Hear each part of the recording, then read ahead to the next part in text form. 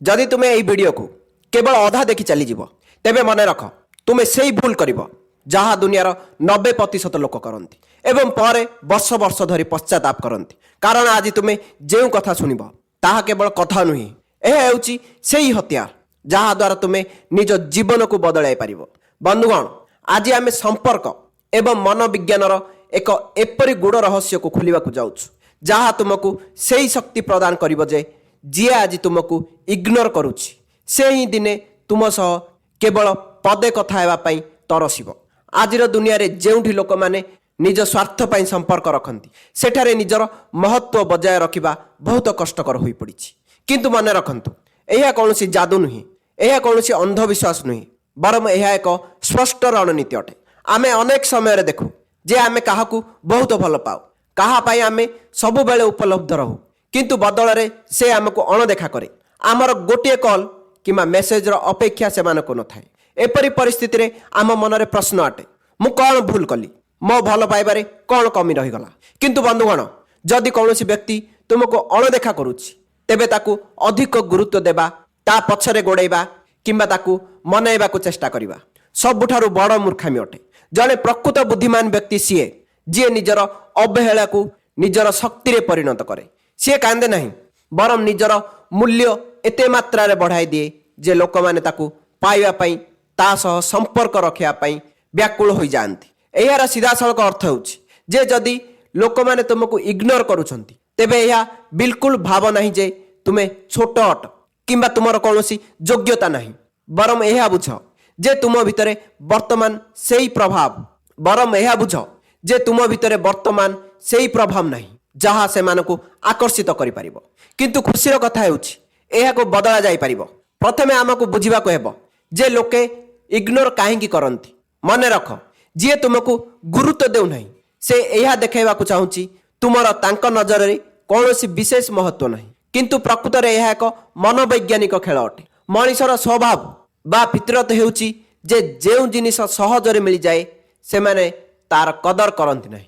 उदाहरण स्वरूप आम पाखरे पवन अछि पानी अछि आमे एहार मूल्य बुझुना किंतु जेतेबेले जणे मनिष शोषरे तड़पु थाई सेतेबेले गोटे बुंदा पानी ता पई हीरा टारु मध्य दामी होई जाए।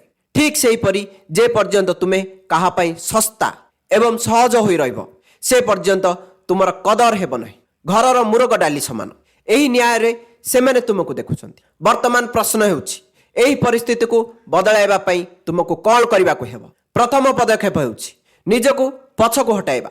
एहा सुनिबा को सहज लागे किंतु करिबा बहुत कष्ट।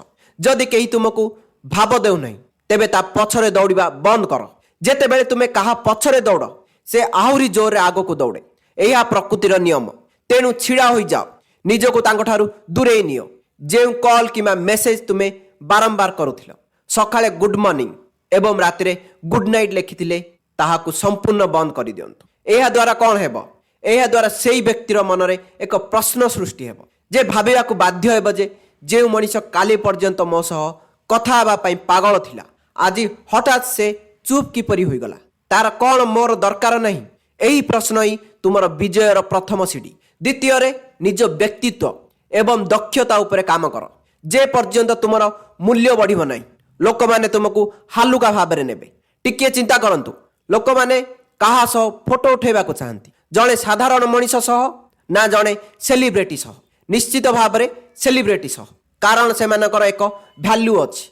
तुमको निज उपरे काम करिबा को हेबो। निजर शरीर गठन उपरे ध्यान दियो नुआ ज्ञान आहरण कर निजर क्यारियर सफल हेबा पई परिश्रम कर। जेतेबेले तुमे निजको गोटे साधारण पत्थररू एक मूल्यवान मूर्ति रे परिणत करिवो सेतेबेले दुनिया तुम आगरे मुंड नुआइबो। 3 निजर रहस्यमयता बजाय रख। जे कौनसी जिनिस को बोरिंग बनाई दिए।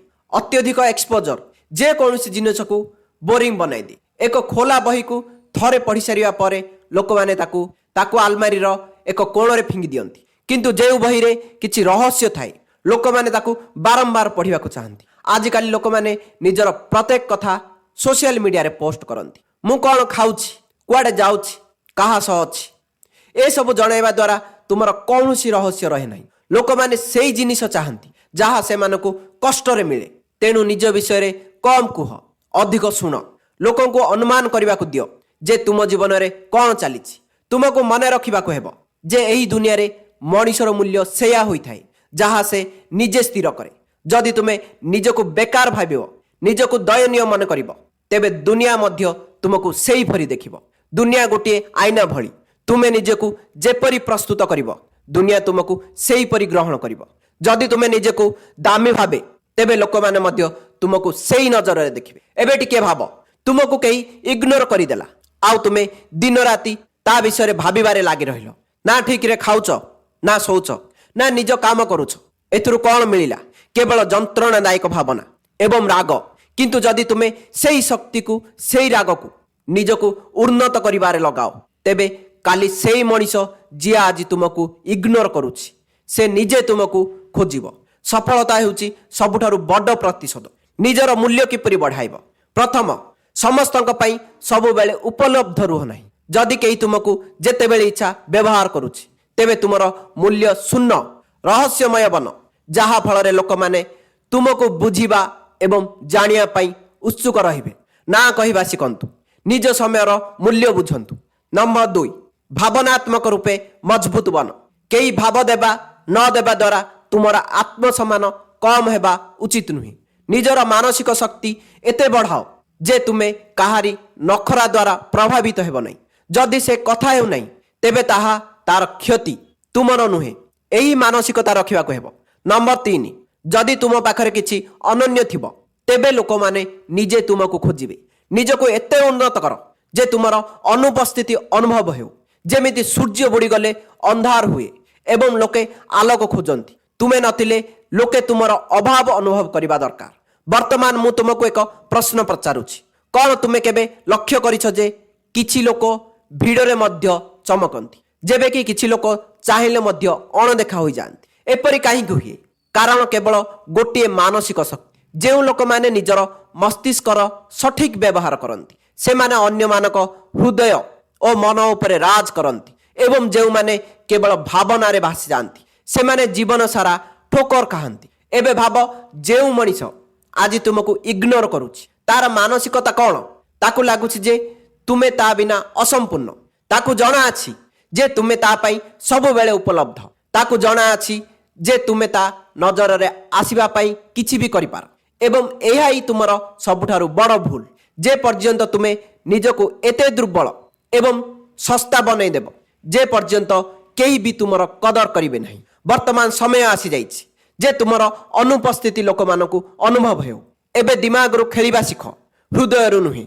ଯେ ପର୍ଯ୍ୟନ୍ତ କୌଣସି ଜିନିଷ ସହଜରେ ମିଳିଯାଏ, ସେ ପର୍ଯ୍ୟନ୍ତ ତାର କଦର ହୁଏ ନାହିଁ। କିନ୍ତୁ ଯେବେ ସେହି ଜିନିଷ ଦୁର୍ଲଭ ହୋଇଯାଏ, ତେବେ ଲୋକମାନେ ତାକୁ ପାଇବା ପାଇଁ କିଛି ବି କରିବାକୁ ପ୍ରସ୍ତୁତ ହୋଇଯାଆନ୍ତି। ଏବେ ନିଜକୁ ପଚାର, କ'ଣ ତୁମେ ନିଜକୁ ଏତେ ସହଜରେ ଉପଲବ୍ଧ କରାଉଛ ଯେ ଲୋକମାନେ ତୁମକୁ ହାଲୁକା ଭାବରେ ନେବାକୁ ଲାଗିଲେଣି?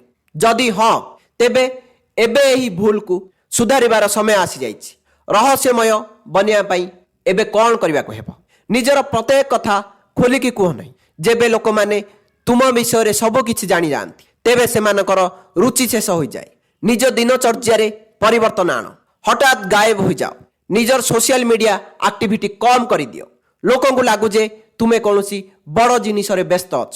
ନିଜ ବ୍ୟକ୍ତିତ୍ୱରେ ଗମ୍ଭୀରତା ଆଣ। ଯେବେ ତୁମେ ସବୁବେଳେ ହସ ମଜାକ କରିବ, ତେବେ ଲୋକମାନେ ତୁମକୁ ହାଲୁକାରେ ନେବେ। କିନ୍ତୁ ଯେବେ ତୁମେ ନିଜ ଶବ୍ଦ ଏବଂ କାମରେ ଗଭୀରତା ଆଣିବ, ତେବେ ଲୋକମାନେ ତୁମକୁ ଗମ୍ଭୀରତାର ସହ ନେବେ। ଅଲଗା ପରିଚୟ ବନାଅ। ଯଦି ତୁମେ ଭିଡ଼ର ଅଂଶ ବନିଯିବ, ମେଣ୍ଢାପଲ ଭଳି ଚାଲିବ, ତେବେ କେହି ତୁମକୁ ନୋଟିସ୍ କରିବେ ନାହିଁ। କିନ୍ତୁ ଯଦି ତୁମେ ସିଂହ ଭଳି ଏକା ଚାଲିବ ଏବଂ କିଛି ଅଲଗା କରିବ, ତେବେ ଲୋକମାନେ ତୁମକୁ ଖୋଜିବେ। ବର୍ତ୍ତମାନ ମୁଁ ତୁମକୁ ଏକ ବହୁତ ପ୍ରଭାବଶାଳୀ ମନୋବୈଜ୍ଞାନିକ ଉପାୟ କହିବାକୁ ଯାଉଛି। ଯଦି ତୁମେ ଚାହୁଁଛ ଯେ କେହି ତୁମର କଦର କରୁ, ତେବେ ସର୍ବପ୍ରଥମେ ନିଜକୁ ତା ପହଞ୍ଚରୁ ଦୂର କର। କିପରି? ଯେଉଁ ମଣିଷ ତୁମକୁ ଇଗ୍ନୋର କରିଛି, ତାକୁ ସମ୍ପୂର୍ଣ୍ଣ ରୂପେ ଇଗ୍ନୋର କରିଦିଅ। ଯେଉଁ ମଣିଷ ତୁମ ପାଇଁ ସମୟ ବାହାର କରୁନାହିଁ, ତା ପାଇଁ ତୁମେ ମଧ୍ୟ ବିଲକୁଲ ଉପଲବ୍ଧ ରୁହ ନାହିଁ। ଯଦି କେହି ତୁମକୁ ହାଲୁକା ଭାବରେ ନେଉଛି, ତେବେ ତାକୁ ଅନୁଭବ କରାଅ ଯେ ତୁମେ ଏବେ ଆଗ ଭଳି ନାହଁ। ଯେବେ ଲୋକମାନେ ତୁମକୁ ହରାଇବାର ଭୟ ଅନୁଭବ କରିବାକୁ ଲାଗିବେ, ସେତେବେଳେ ହିଁ ସେମାନେ ତୁମର କଦର କରିବା ଆରମ୍ଭ କରିବେ।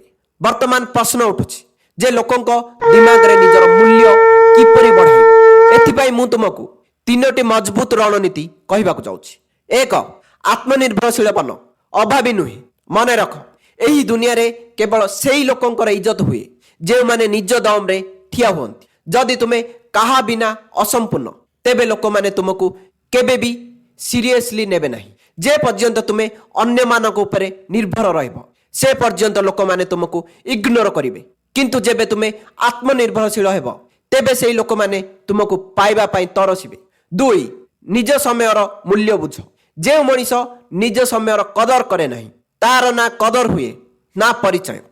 ଯଦି ତୁମେ ସବୁବେଳେ ଲୋକଙ୍କ ପାଇଁ ଉପଲବ୍ଧ ରହିବ, ତେବେ ତୁମର କୌଣସି ଅହମିୟତ ରହିବ ନାହିଁ। ତୁମକୁ ଏପରି ବ୍ୟକ୍ତି ବନିବାକୁ ହେବ ଯାହା ପାଖରେ ସବୁବେଳେ କିଛି ଖାସ କରିବାକୁ ଥିବ। ଯେବେ ଲୋକଙ୍କୁ ଲାଗିବ ଯେ ତୁମେ ବ୍ୟସ୍ତ ମଣିଷ, ତେବେ ସେମାନେ ନିଜେ ତୁମ ପାଖକୁ ଆସିବାକୁ ଚେଷ୍ଟା କରିବେ। 3. ନିଜକୁ ଏତେ ମଜବୁତ ବନାଅ ଯେ ଲୋକମାନେ ନିଜେ ତୁମକୁ ଖୋଜିବେ। ନିଜର ପର୍ସନାଲିଟିକୁ ଏତେ ନିଖାର ଯେ ଲୋକମାନେ ତୁମକୁ ମିସ୍ କରିବେ।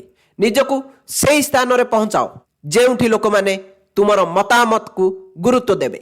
ଯେବେ ତୁମ ପାଖରେ ଜ୍ଞାନ, ସଫଳତା ଏବଂ ଆତ୍ମବିଶ୍ୱାସ ଥିବ, ତେବେ ତୁମକୁ ଇଗ୍ନୋର କରୁଥିବା ମଣିଷ ମଧ୍ୟ ତୁମକୁ ଖୋଜିବ। କ'ଣ ତୁମେ କେବେ ଭାବିଛ ଯେ କିଛି ଲୋକ ଆମକୁ ସହଜରେ ଇଗ୍ନୋର କାହିଁକି କରିଦିଅନ୍ତି, କିନ୍ତୁ ସେହି ଲୋକମାନେ ଅନ୍ୟ କାହା ପଛରେ କାହିଁକି ଦୌଡ଼ନ୍ତି? କାହିଁକି କିଛି ଲୋକଙ୍କ ଉପସ୍ଥିତି ଦ୍ୱାରା ହିଁ ଲୋକମାନେ ଆକର୍ଷିତ ହୁଅନ୍ତି, ଯେବେ କି କିଛି ଲୋକଙ୍କୁ ବାରମ୍ବାର ନିଜକୁ ପ୍ରମାଣିତ କରିବାକୁ ପଡ଼ିଥାଏ? ମନେ ରଖ, ଏହି ଦୁନିଆ ସେମାନଙ୍କର ହିଁ ଇଜ୍ଜତ କରେ ଯେଉଁମାନେ ନିଜର ଇଜ୍ଜତ କରିବା ଜାଣନ୍ତି। ଯଦି କେହି ତୁମକୁ ଭାବ ଦେଉନାହିଁ, ତେବେ ଏହାର ଅର୍ଥ ଏହା ନୁହେଁ ଯେ ତୁମେ ଦୁର୍ବଳ ଅଟ, ବରଂ ଏହାର ଅର୍ଥ ହେଉଛି ଯେ ତୁମେ ନିଜର ଭ୍ୟାଲ୍ୟୁ ନିଜେ କମ୍ କରିଦେଇଛ। ବର୍ତ୍ତମାନ ସମୟ ଆସିଯାଇଛି ଯେ ତୁମେ ସେହି ବ୍ୟକ୍ତିର ଦିମାଗ ସହ ଖେଳ ଯିଏ ତୁମକୁ ଇଗ୍ନୋର କରୁଛି। ଏବେ ସମୟ ଅଛି ଯେ ତୁମେ ତାକୁ ନିଜ ବିନା ବ୍ୟାକୁଳ କରିଦିଅ। ଯେ ପର୍ଯ୍ୟନ୍ତ ତୁମେ ନିଜକୁ କାହା ଉପରେ ନିର୍ଭର ରଖିବ, ସେ ପର୍ଯ୍ୟନ୍ତ ସେହି ବ୍ୟକ୍ତି ତୁମକୁ ହାଲୁକା ଭାବରେ ନେବ। କିନ୍ତୁ ଯେଉଁଦିନ ତୁମେ ନିଜକୁ ଏତେ ମଜବୁତ ବନାଇ ନେବ ଯେ ତୁମକୁ କାହାର ଦରକାର ରହିବ ନାହିଁ, ସେହିଦିନ ସେହି ଲୋକମାନେ ତୁମ ପାଖକୁ ଫେରି ଆସିବେ। ବର୍ତ୍ତମାନ ମୁଁ ତୁମକୁ 4ଟି ସବୁଠାରୁ ଶକ୍ତିଶାଳୀ ଉପାୟ କହିବାକୁ ଯାଉଛି, ଯାହାଦ୍ୱାରା ଯେଉଁ ମଣିଷ ଆଜି ତୁମକୁ ଇଗ୍ନୋର କରୁଛି, ସେ ହିଁ କାଲି ତୁମକୁ ପାଇବା ପାଇଁ ତଡ଼ପିବ। 1. ମୁଁ ସବୁବେଳେ ତୁମ ପାଇଁ ଉପଲବ୍ଧ ନୁହେଁ। ନିଜକୁ ଦୁର୍ବଳ ବନାଅ। ସବୁଠାରୁ ପ୍ରଥମ ଭୁଲ ଯାହା ଲୋକମାନେ କରନ୍ତି, ସେମାନେ ନିଜକୁ ସବୁବେଳେ ଉପଲବ୍ଧ କରିଦିଅନ୍ତି। ଯଦି ତୁମେ ସବୁବେଳେ କାହା ପାଇଁ ରହିବ, ତେବେ ସେ ତୁମର ଅହମିୟତ ବୁଝିବ ନାହିଁ। ଏବେ ତୁମକୁ କ'ଣ କରିବାକୁ ହେବ? ଗାୟବ ହୋଇଯାଅ। ହଠାତ୍ ନିଜର ଉପସ୍ଥିତି କମ୍ କରିଦିଅ। ଆଗରୁ ଯେଉଁ କଥା ତୁମେ ତୁରନ୍ତ ସେୟାର କରିଦେଉଥିଲ, ତାହା ବନ୍ଦ କରିଦିଅ। ଯେବେ କେହି ତୁମ ସହ କଥା ହେବାକୁ ଆସେ, ତେବେ ତୁରନ୍ତ ଜବାବ ଦିଅ ନାହିଁ। ନିଜ ଦିନଚର୍ଯ୍ୟା ବଦଳାଅ। ସୋସିଆଲ ମିଡ଼ିଆରୁ ବ୍ରେକ୍ ନିଅ। ତେବେ ତୁମେ ସହଜରେ ଉପଲବ୍ଧ ହେବ ନାହିଁ। ଯେବେ ତୁମେ ସହଜରେ ଉପଲବ୍ଧ ହେବ ନାହିଁ, ତେବେ ଲୋକମାନେ ନିଜେ ଭାବିବାକୁ ବାଧ୍ୟ ହେବେ, ଆରେ ଇଏ ଏତେ ହଠାତ୍ ବଦଳିଗଲା କାହିଁକି? 2. ମୋର ଫୋକସ୍ ଏବେ କେବଳ ମୋର ଗ୍ରୋଥ ଉପରେ ଅଛି। ନିଜକୁ ଏତେ ବ୍ୟସ୍ତ ବନାଅ ଯେ ଲୋକମାନେ ତୁମ ବିନା ଅସମ୍ପୂର୍ଣ୍ଣ ଅନୁଭବ କରନ୍ତୁ। ମନେ ରଖ, ଏହି ଦୁନିଆ କେବଳ ସେମାନଙ୍କୁ ଫଲୋ କରେ ଯେଉଁମାନେ ନିଜ ଉପରେ କାମ କରୁଛନ୍ତି। ଯଦି ତୁମ ଲାଇଫରେ କୌଣସି ପ୍ରଗତି ନାହିଁ, ତେବେ ଲୋକମାନେ ତୁମକୁ ନଜର ଅନ୍ଦାଜ କରିବେ। ଏବେ ତୁମକୁ କ'ଣ କରିବାକୁ ହେବ? ନିଜକୁ ଆଗ ଅପେକ୍ଷା ଅଧିକ ବିଜି ଦେଖାଅ। ନୂଆ ସ୍କିଲ୍ ଶିଖ, ଜିମ୍ ଯାଅ, ବହି ପଢ଼, ନିଜ ଭିତରେ ଇନଭେଷ୍ଟ କର। ଯଦି କେହି ପଚାରେ ଆଜିକାଲି ତୁମେ କେଉଁଠି ବ୍ୟସ୍ତ ଅଛ, ତେବେ ସିଧା ଜବାବ ଦିଅ, ନିଜକୁ ବେହତର ବନାଇବାରେ। ଯେବେ ଲୋକମାନେ ଦେଖିବେ ଯେ ତୁମ ଜୀବନରେ କିଛି ବଡ଼ ହେଉଛି, ତେବେ ସେମାନେ ନିଜେ ତୁମ ଆଖପାଖରେ ରହିବାକୁ ଚାହିଁବେ। 3. ଏବେ ମୁଁ ତୁମ ବିଷୟରେ ଭାବୁନାହିଁ। ଇମୋସନାଲ କଣ୍ଟ୍ରୋଲ ହାସଲ କର। ଯେଉଁ ବ୍ୟକ୍ତି ତୁମକୁ ଇଗ୍ନୋର କରୁଛି, ସେ ଏହା ହିଁ ଚାହୁଁଛି ଯେ ତୁମେ ତା ବିଷୟରେ ଭାବୁଥାଅ। ଦୁଃଖୀ ରୁହ, ଚିନ୍ତିତ ରୁହ, କିନ୍ତୁ ଏବେ ତୁମକୁ ତାଙ୍କର ଆଶା ଭାଙ୍ଗିବାକୁ ହେବ। ଏବେଠାରୁ ତାଙ୍କର କୌଣସି ବି କଥାରେ ଅଧିକ ରିଆକ୍ସନ ଦିଅ ନାହିଁ। ତାଙ୍କର ପ୍ରଶଂସା କରିବା ବନ୍ଦ କର। ତାଙ୍କର ପ୍ରତ୍ୟେକ କଥାକୁ ଇଗ୍ନୋର କର। ଯଦି ସେ ସାମ୍ନାକୁ ଆସନ୍ତି, ତେବେ କେବଳ ଏକ ହାଲୁକା ହସି ଦିଅ ଏବଂ ଆଗକୁ ବଢ଼ିଯାଅ। ଯେ ତୁମକୁ ଏବେ ତାର କୌଣସି ଚିନ୍ତା ନାହିଁ, ତେବେ ସେ ହିଁ ବ୍ୟାକୁଳ ହୋଇ ତୁମ ବିଷୟରେ ଭାବିବା ଆରମ୍ଭ କରିଦେବ। 4. ଏବେ ତୁମେ ମୋର ପ୍ରାଥମିକତା ନୁହଁ। ନିଜର ପସନ୍ଦ ବଦଳାଅ। ଯେଉଁ ମଣିଷ ତୁମକୁ ଇଗ୍ନୋର କରୁଛି, ତାର ସବୁଠାରୁ ବଡ଼ ଶକ୍ତି ଏହା ଯେ ସେ ଜାଣିଛି ଯେ ତୁମେ ତା ପାଇଁ ସବୁବେଳେ ପ୍ରସ୍ତୁତ ଅଛ। ଏବେ ଏହି ଚିନ୍ତାଧାରାକୁ ଭାଙ୍ଗିବାର ସମୟ ଆସିଯାଇଛି। ଏବେ ନିଜର ପ୍ରାଥମିକତା ବଦଳାଇ ଦିଅ। ନୂଆ ସାଙ୍ଗ ବନାଅ। ନୂଆ ଲୋକଙ୍କ ସହ ଯୋଡ଼ି ହୁଅ। ଯଦି କେହି ପଚାରେ ତୁମେ ଏବେ ଆଗ ଭଳି କାହିଁକି ନୁହଁ, ତେବେ ଜବାବ ଦିଅ, ଏବେ ମୋ ଜୀବନରେ ଆହୁରି ମଧ୍ୟ ବହୁତ କିଛି ଜରୁରୀ ଅଛି। ଯେବେ କେହି ଦେଖିବେ ଯେ ତୁମକୁ ଦୁନିଆ ଏବେ ତାଠାରୁ ଆଗକୁ ବଢ଼ି ସାରିଛି, ତେବେ ସେହି ମଣିଷ ତୁମ ପଛରେ ଦୌଡ଼ିବ। ବର୍ତ୍ତମାନ ଆମେ ଏକ ମାଷ୍ଟର ପ୍ଲାନ୍ କଥା ହେବା, ଯାହାଦ୍ୱାରା ତୁମର ଇମେଜ ଏତେ ମଜବୁତ ହୋଇଯିବ ଯେ କେହି ବି ତୁମକୁ ହାଲୁକା ଭାବେ ନେବେ ନାହିଁ। ନିଜର ଏକ ବ୍ରାଣ୍ଡ ବନାଅ, ନିଜକୁ ଏକ ଲେବଲ ଉପରେ ରଖ। ନିଜର ବଡି ଲାଙ୍ଗୁଏଜ, କଥା କହିବାର ତରିକା ଏବଂ କପଡ଼ା ପିନ୍ଧିବାର ଅନ୍ଦାଜ ବଦଳାଅ। ଯେବେ ଲୋକମାନେ ଦେଖିବେ ଯେ ତୁମ ଭିତରେ ଏକ ଅଲଗା ଆତ୍ମବିଶ୍ୱାସ ଆସିଯାଇଛି, ତେବେ ସେମାନେ ନିଜେ ତୁମ ସହ କଥା ହେବା ପାଇଁ ବାଧ୍ୟ ହୋଇଯିବେ। ରହସ୍ୟମୟ ବନ, ସବୁବେଳେ ସବୁକିଛି କୁହ ନାହିଁ। ଯେବେ ଲୋକମାନେ ଜାଣିପାରିବେ ନାହିଁ ଯେ ତୁମ ଜୀବନରେ କ'ଣ ଚାଲିଛି, ତେବେ ସେମାନଙ୍କର ରୁଚି ବଢ଼ିବ। ସେମାନଙ୍କୁ ଏହା ଭାବିବାକୁ ବାଧ୍ୟ କର ଯେ ତୁମ ଲାଇଫରେ କେଉଁ ସବୁ ନୂଆ ଜିନିଷ ଘଟୁଛି। ନିଜ ପାଖରେ ଏପରି ଖାସ ଜିନିଷ ରଖ ଯାହା ତୁମକୁ ସମସ୍ତଙ୍କ ଠାରୁ ଅଲଗା ବନାଏ। ତୁମେ ଏବେ ପର୍ଯ୍ୟନ୍ତ ନିଜକୁ ମଜବୁତ ବନାଇବା ଆରମ୍ଭ କରିସାରିଥିବ। ତୁମେ ନିଜର ଭ୍ୟାଲୁକୁ ବୁଝି ସାରିଥିବ, ନିଜକୁ ଦୁର୍ଲଭ ବନାଇ ସାରିଥିବ ଏବଂ ନିଜ ଆତ୍ମସମ୍ମାନକୁ ସବୁଠୁ ଉପରେ ରଖିଥିବ। କିନ୍ତୁ ଏବେ ସମୟ ଅଟେ ପ୍ରକୃତ ଚାଲ ଚଳାଇବାର। ଏବେ ସେହି ଲୋକମାନେ ଯେଉଁମାନେ ତୁମକୁ ନଜର ଅନ୍ଦାଜ କରୁଥିଲେ, ସେମାନେ ତୁମ ବିନା ବ୍ୟାକୁଳ ହୋଇଯିବେ। ଯେଉଁମାନେ କେବେ ତୁମକୁ ଭାବ ଦେଉନଥିଲେ, ସେମାନେ ହିଁ ଏବେ ତୁମକୁ ପାଇବା ପାଇଁ ମିନତି କରିବେ। ମନେ ରଖ, ମଣିଷ ସେହି ଜିନିଷ ପାଇବା ପାଇଁ ବ୍ୟାକୁଳ ହୁଏ ଯାହା ତାକୁ ସହଜରେ ମିଳେ ନାହିଁ। ବନ୍ଧୁଗଣ, ଯଦି ଏହି ଭିଡ଼ିଓରୁ ଆପଣଙ୍କୁ ଟିକେ ବି ପ୍ରେରଣା ମିଳିଛି, ତେବେ କମେଣ୍ଟରେ ଲେଖନ୍ତୁ, ମୁଁ ମୋ ଭାଗ୍ୟ ନିଜେ ବଦଳାଇବି ଏବଂ ସମସ୍ତଙ୍କୁ ଇଗ୍ନୋର କରିବା ଶିଖିବି। ଭିଡ଼ିଓକୁ ଲାଇକ୍ କରନ୍ତୁ।